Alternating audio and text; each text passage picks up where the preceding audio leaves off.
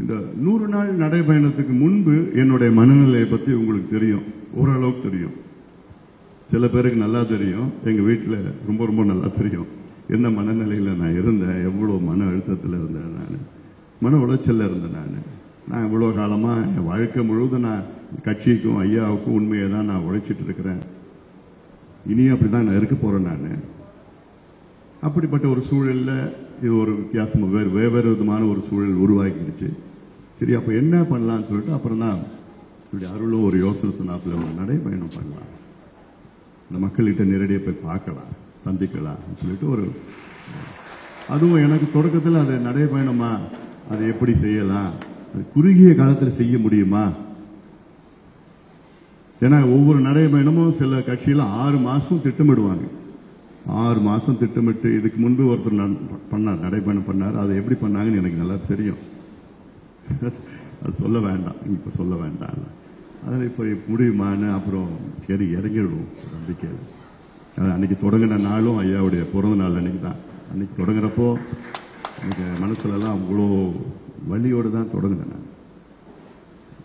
சரி பண்ணிடலாம். அப்புறம் திருப்பூர் ஒரு முருகனை பார்த்துட்டு, முருகா எல்லாத்தையும் பார்த்துக்கப்பா அப்படி சொல்லி முருகனைக்கிட்டையும் விட்டுட்டு நடைபயணம் போவேன். அது முதல்ல ஒரு 4-5 நாளில் கொஞ்சம் ட்ரையல் அண்ட் எரர் கூட்டம் நடக்கிறது, வருது போகிறது அதெல்லாம் இருந்தது. அதுக்கப்புறம் கொஞ்சம் ஒரு வாரம் போனோடனே அப்படியே டக்குன்னு போட்டி போட்டுக்கிட்டு, நீங்கள்லாம் அவ்வளோ போட்டி போட்டு அப்படி செஞ்சாங்க. ஓஹோ, நான் இப்படி செய்யணும், அவ்வளோ போட்டி போட்டு ஒவ்வொருத்தவங்களும் போட்டி போட்டுட்டு மிக சிறந்த முறையில் நீங்கள் அத்தனை பேரும் நீங்கள் நடைபயணத்தை வெற்றி பெற வைத்த உங்களுக்கு மீண்டும் என்னுடைய வாழ்த்துக்கள், பாராட்டுக்கள். இப்ப என்னடா அதுக்குள்ளே முடிஞ்சு போச்சான்னு எனக்கு ஒரு இன்னொரு 1 மாசம் இருந்திருக்கலாமே நடைபயணம். ஏன்னா அது எனக்கு ரொம்ப பிடிச்சது. நான் அன்னைக்கே சொன்னேன், 28 ஆண்டுகள் நான் தீவிர பொது வாழ்க்கையில் ஆக்டிவ் பப்ளிக் லைஃப்ல 28 வருஷமா நான் இருக்கிறேன். அதுக்கு முன்பு நான் ஐயா கூட வந்து போயிட்டு இருக்கிறது அது வேற. களத்தில் 28 வருஷமா நான் இருக்கிறேன். நான் இந்த 28 ஆண்டுகள் எத்தனையோ நிகழ்ச்சியில் நான் கலந்திருக்கிறேன். ஆனால் எனக்கு மிகவும் பிடித்த இந்த நிகழ்ச்சி வந்து இந்த 100 நாள் நடைபயணம். அவ்வளோ நல்லா இருக்கு எனக்கு. அது இல்லாமல் எனக்கு இந்த மாலையில் அந்த கூட்டம் நடக்கிற கூட்டத்தை விட காலையில் தான் எனக்கு ரொம்ப பிடிச்சது. சில பேர் கேட்பேன், என்னடா நாங்கள் இவ்வளோ கஷ்டப்பட்டு கூட்டத்தை கூட்டணுமே அவ்வளோ, ஆனால் அது காலையில் போகிறது தான் மக்கள்கிட்ட போய் சேர்ந்தது. சாயங்காலம் போகிறது ஒரு பொதுக்கூட்டம், ஒரு நடைப்பயணம், ஒரு கூட்டம் அங்கெல்லாம் இருக்குது, பேசுறதெல்லாம் அதுதான் ஒரே மாதிரி தான். நான் காலையில் போய் ஒவ்வொரு பகுதிக்கும் போய் பார்த்து நானும் நிறைய கற்றுக்கிட்டேன். நான் சேலத்துக்கு எத்தனையோ முறை போயிருக்கிறேன். இந்த முறை நான் சேலத்துக்கு போனது எவ்வளோ நான் கற்றுக்கிட்டு இருக்கேன்.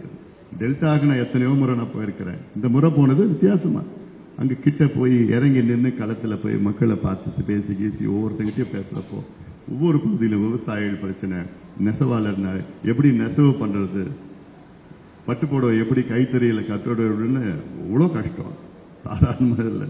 அதை நேரடியாக போய் பார்க்கறது, மீனவர்கள் பிரச்சனை, அப்புறம் மகளிர் பிரச்சனை, ஒவ்வொரு பகுதி சின்ன சில ஊரில் சின்ன பகுதி, திண்டுக்கல்ல நான் சொன்னேன்ல அந்த சின்ன தடுப்பண பிரச்சனைக்காக உள்ளே போகணும்.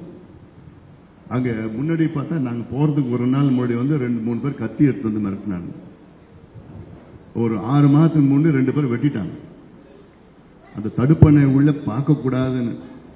ஆனாலும் என்ன ஆனாலும் பார்த்துக்கலாம் வாங்க, உள்ள போயாச்சு.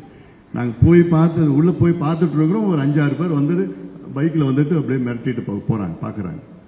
இதெல்லாம் நடந்திருக்குது. சரி, நம்ம வெளியில் என்ன இருக்கு, ஆனாலும் அங்கே இருக்கிற பிரச்சனை முடிச்சதுக்கப்புறம் அதுக்கு ஒரு தீர்வு. ஒவ்வொரு பகுதிக்கும் ஒரு பிரச்சனை தீர்வு. இன்னும் ஒரு 4 மாவட்டத்துக்கு 4-5 மாவட்டத்துக்கு நல்லா போக முடியல. அதனால என்னால் இந்த முடிக்கணும். இந்த ஒரு 100 நாளில் இடையில 5 நாள் கேன்சல் பண்ணிட்டாங்க. இந்த கரூர் சம்பவத்துக்கு பிறகு இந்த பிரச்சனை ஆயிடுச்சு, அதனால தள்ளி வச்சுட்டாங்க. இப்போ இந்த கண்டிஷன் அந்த கண்டிஷன்லாம் போட்டாங்க. ஆனாலும் இந்த நடைபயணம் மிகப்பெரிய வெற்றி. அதனால தான் எனக்கு மீண்டும் இதில் உங்களுக்கு என்னுடைய நன்றிகள் தெரிவிக்கணும்.